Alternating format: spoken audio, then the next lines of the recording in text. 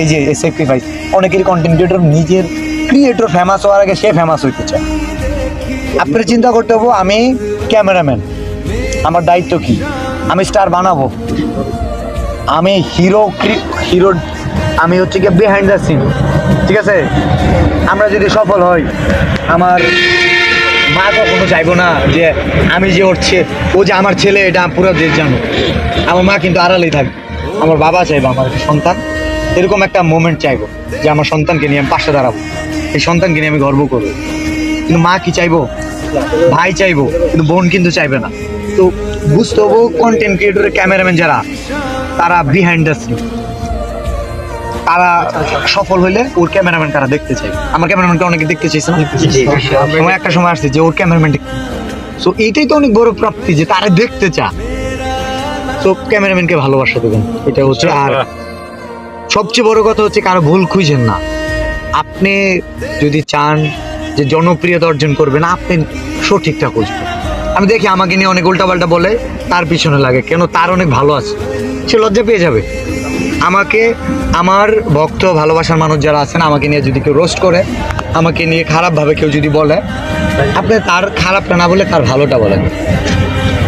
কারণ শিষ্টাচার, বিনয়ী এগুলা যখন আমরা ছড়াইতে পারবো, তারা শিখবে, তাদের বিবেক জাগ্রত হবে। একজনের হলে জাগ্রত হবে। ওই একটা মানুষকে তো পরিবর্তনের জন্য আমরা পৃথিবী বদলাইতে না পারি, নিজেদের বদলানোর সুযোগ আছে। তো এইখানে আমি আসলে কখনোই আমার ভক্তদের ছোট করে কথা বলি নাই, ভক্তদের আমি ভালোবাসি। আমি চাইছিলাম যে তারা শুধু আমার শিষ্য হয়ে থাকবো কেন, ওদের শিষ্য হবে, ওরা হবে গুরু। তারা যেহেতু কন্টেন্ট ক্রিয়েশন করছে শুরু, কিন্তু তারা যদি আমার মতো করে কপি, তাদের যত চিন্তা ভাবনা, ধ্যান ধারণ, এগুলো সব বিফলে যাবে। এবং আমাদের মতো কন্টেন্ট ক্রিয়েটর যারা ছন্দ কবিতা বানা, আমি নিজে তাদের ফ্যান।